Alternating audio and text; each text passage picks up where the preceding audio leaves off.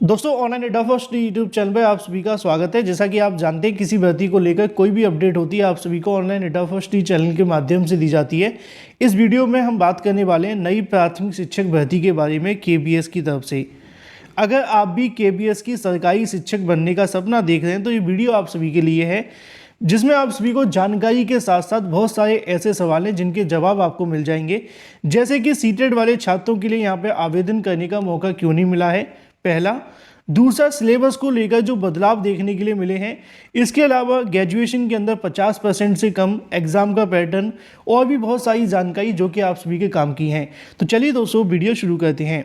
सबसे पहली बात यह है कि केबीएस के माध्यम से लगभग 13,500 पदों पर भर्ती का विज्ञापन जारी हुआ है। अब ये जो 13,500 पदों पर भर्ती निकली है, इसमें से 6,400 पद देखने के लिए मिलते हैं पीआरटी, जिसको हम प्राथमिक शिक्षक या फिर प्राइमरी शिक्षक भर्ती के नाम से जानते हैं। तो यहाँ पर दोस्तों आप सभी के सामने ऑफिशियल नोटिफिकेशन देखने के लिए मिल जाता है जो कि संबंधित है प्राइमरी के बारे में। ये वीडियो सिर्फ प्राइमरी के लिए बनाया गया है। अगर आप टीजीटी और पीजीटी के लिए चाहते हैं कि इसको लेकर सेम इस प्रकार का सभी के सभी डाउट आपके क्लियर कर दिए जाएं, तो उसके बारे में भी एक वीडियो बना दिया जाएगा। लेकिन उसके लिए आपको करना होगा कमेंट के माध्यम से आप अपनी राय देंगे तो 100% आप सभी को आज ही के शाम तक एक और वीडियो बनाकर जानकारी दे दी जाएगी। चलिए मुद्दे पे आते हैं। मुद्दा क्या है हमारा? मुद्दा है प्राथमिक शिक्षक भर्ती के बारे में। अगर प्राथमिक शिक्षक भर्ती में कुछ बदलाव हुआ है तो वो सिलेबस में देखने के लिए मिला है। सिलेबस काफ़ी ज़्यादा महत्वपूर्ण है जिसको आपको थोड़ा सा अच्छे से समझना पड़ेगा। हम बात कर लेते हैं सिलेबस के बारे में। जो आपका रिटन टेस्ट देखने के लिए मिलेगा वो 180 मार्क्स का होगा, ठीक है। 180 ऑब्जेक्टिव टाइप के मल्टीपल चॉइस क्वेश्चन आपसे पूछे जाएंगे। सभी क्वेश्चन का 1 नंबर आप सभी को मिलेगा, ठीक है।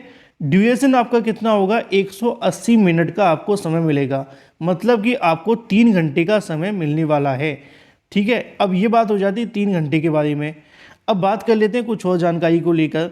यहाँ पे लिखा हुआ है सेक्शन के बारे में कि क्या क्या आप सभी से पूछा जाएगा। अगर बात कीजिए नेचर ऑफ क्वेश्चन के बारे में तो यहाँ पे लिखा हुआ है प्रोफिशिएंसी इन लैंग्वेज 20 मार्क्स की देखने के लिए मिलेगी, जिसमें 10 नंबर की जनरल इंग्लिश आएगी और 10 नंबर की ही सामान्य हिंदी आपको देखने के लिए मिलेगी। पार्ट 2 की अगर बात की जाए तो वहाँ पे आपसे जनरल अवेयरनेस, रीजनिंग और साथ ही प्रोफिशिएंसी इन कंप्यूटर आपको देखने के लिए मिलेगा और ये भी 20 नंबर का होगा, जिसमें करंट अफेयर्स से 10 क्वेश्चन होंगे, रीजनिंग से 5 होंगे, कंप्यूटर से भी आपको 5 देखने के लिए मिलेंगे। अगर आप थोड़ा सा चीज़ों को समझें तो आपको देखने के लिए मिलेगा कि 69,000 जैसा सिलेबस देखने के लिए मिलता है। थोड़ा थोड़ा हम समझने की कोशिश करते हैं, ठीक है। अब बात कर लेते हैं यहाँ पे आप सभी के सामने थर्ड पार्ट के बारे में। थर्ड पार्ट किससे संबंधित देखने के लिए मिलेगा? एजुकेशन एंड लीडरशिप से संबंधित होगा, जिसमें आपके 60 क्वेश्चन देखने के लिए मिलेंगे, ठीक है। अब यहाँ पे इसको 15-15 और 10-10 में डिवाइड किया गया है, जैसा कि आप यहाँ से देख सकते हैं। जिसमें पूछा क्या जाएगा? अंडरस्टैंडिंग ऑफ लर्नर पहला, understanding teacher learning. Third number पे आपको देखने के लिए मिलेगा क्रिएटिंग लर्निंग एनवायरनमेंट के बारे में, ये भी आपका 10 नंबर का होगा, ठीक है। फिर यहाँ पे स्कूल ऑर्गेनाइजेशन और लीडरशिप के बारे में 10 नंबर होंगे। 10 नंबर आपको यहाँ से भी देखने के लिए मिल जाएंगे। फिलहाल ये 60 हो जाते हैं। अब पार्ट 4 के अंदर क्या होगा वो आप समझें। लिखा हुआ है स्पेसिफिक जो सिलेबस होगा वो 80 नंबर का देखने के लिए मिलेगा, जिसमें आप सभी के प्रोफेशनल जो आपकी टेस्ट है वो देखने के लिए मिलेगी 60 नंबर की। डेमो आपकी जो आपका स्किल टेस्ट लिया जाएगा वो यहाँ पे देखने के लिए मिलेगा 30 और इंटरव्यू आप सभी का 30 का। इसको मिलाने के बाद में आपकी यहाँ से जो मेरिट बनेगी। लिखा हुआ है वेटेज के बारे में, रिटन टेस्ट और प्रोफेशनल जो आप सभी का टेस्ट करवाया जाएगा टीचिंग को लेकर या फिर इंटरव्यू के बारे में, उसके बारे में यहाँ पे कुछ और जानकारियाँ लिखी हुई हैं, ठीक है।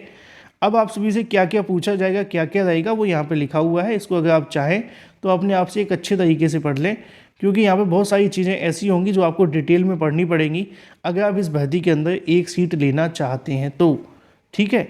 यहाँ पे पूरा का पूरा सिलेबस आप सभी को देखने के लिए मिल जाता है। यहाँ पे जानकारी लिखी हुई है कि कहाँ कहाँ पे केंद्रीय विद्यालय देखने के लिए मिलते हैं। आप जिस भी विद्यालय या फिर जिस भी यहाँ से स्टेट के अंदर नौकरी करना चाहते हैं उन सभी के अंदर यहाँ पे विद्यालय देखने के लिए मिलेंगे। जैसे कि उत्तर प्रदेश की बात की है तो लखनऊ, आगरा, इसके अलावा अगर हम बात करें तो कुछ और भी यहाँ पे देखने के लिए मिल जाते हैं।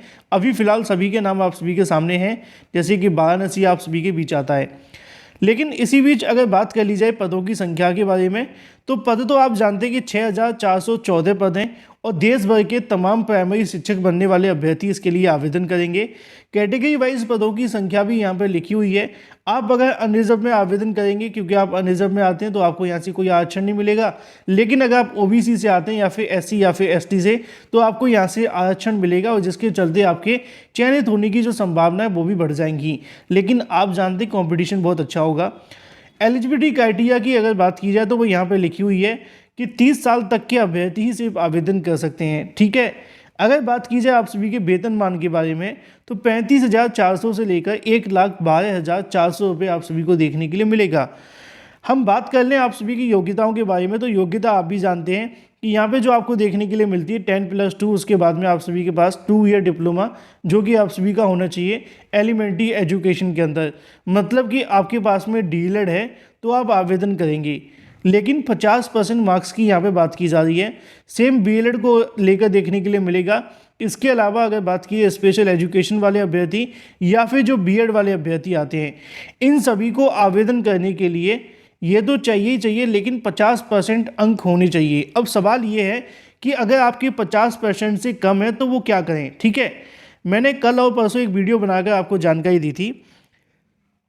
सुप्रीम कोर्ट के माध्यम से उत्तर प्रदेश के एक मामले की सुनवाई करते हुए आदेश दिया गया था कि ये जो मामला लटका हुआ है 50% का, उसको एनसीटी के माध्यम से ख़त्म कर दिया जाए। एनसीटी इसको लेकर एक अधिसूचना जारी करे और उसमें 50% की वैधता को ख़त्म कर दे, लेकिन एनसीटी ने आज तक इसको ख़त्म नहीं किया है। अगर आप चाहते हैं कि 50% वाले छात्रों को या फिर इससे कम वाले छात्रों को मौका मिले, तो आप लोग इसके लिए एक याचिका कोर्ट में डाल सकते हैं और उस सुप्रीम कोर्ट के आदेश को यहाँ पर रेफरेंस में लगा सकते हैं। किसी भी अच्छे अधिवक्ता से आप कांटेक्ट करेंगे और उसको जाकर इसके बारे में जानकारी देंगे, तो यहाँ से 100% आप सभी को एक बड़ी जीत मिल सकती है, जो भी 50% से कम वाले अभ्यर्थी हैं। अब कुछ लोग कहेंगे सर आप 50% को लेकर इतना फोकस क्यों कर रहे हैं। उसकी वजह मैं आपको बता दूँ। 50% को फोकस करने की दो कारण है। पहला ये कि सरकार जब बीएड बीटीसी करवाती है तो 45% यहाँ पे जो भी अभ्यर्थी पास होते हैं उनसे यहाँ पे बीएड करवा लेती है।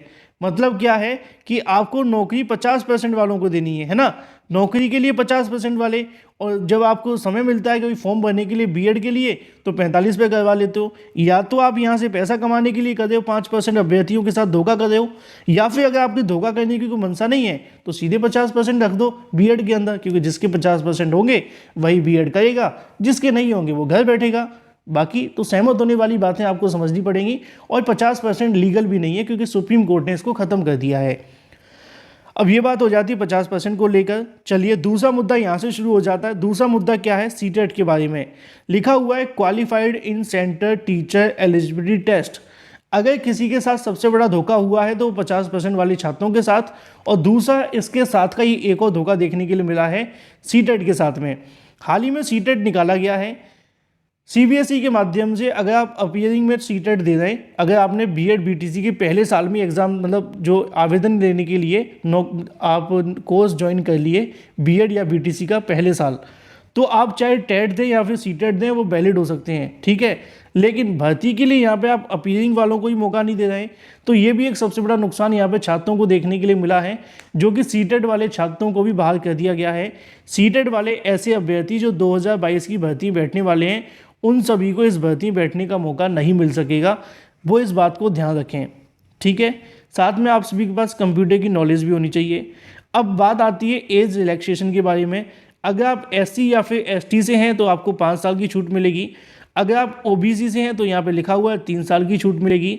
लेकिन अगर आप वुमेन हैं, किसी भी कैटेगरी से हैं, अगर बात की जाए पोस्ट के लिए पीजीटी टीजीटी, इसके अलावा लाइब्रेरियन और पीआरटी के लिए तो 10 साल की पोस्ट देखने के लिए मिलेगी।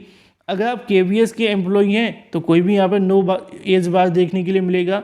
ठीक है, अब बात की जाए candidate with 3 years continuous service in central government. अगर आप सेंट्रल गवर्नमेंट में हैं 3 सालों से, जनरल है तो 5 साल की, ओबीसी है तो 8 साल और एससी एसटी है तो 10 साल की आपको छूट मिलेगी।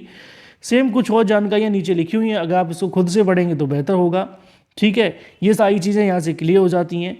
अब और भी बहुत सारे ऐसे सवाल आप सभी के मन में थे कि आपके एग्ज़ाम कहाँ पे होंगे, तो एग्ज़ाम सेंटर के बारे में यहाँ पे जानकारी दे दी गई है। ये सभी के सभी आपके एग्ज़ाम सेंटर देखने के लिए मिलते हैं, जहाँ पे उत्तर प्रदेश के तमाम आप सभी के सामने जो एग्ज़ाम सेंटर हैं वो यहाँ पर बता दिए गए हैं। जैसा कि यहाँ पर आपको देखने के लिए मिल जाएगा उत्तर प्रदेश के अंदर कहाँ कहाँ परीक्षाएँ देखने के लिए मिलेंगी।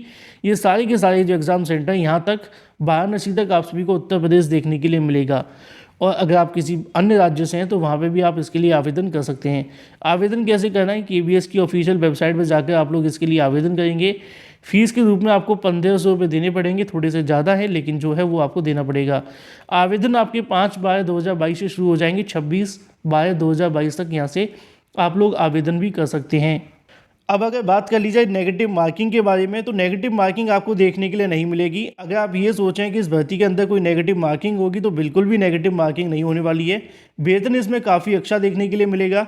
अब बात कर ली जाए आप सभी के सिलेबस के बारे में, जिसको लेकर अभ्यर्थियों के होश उड़े हुए हैं।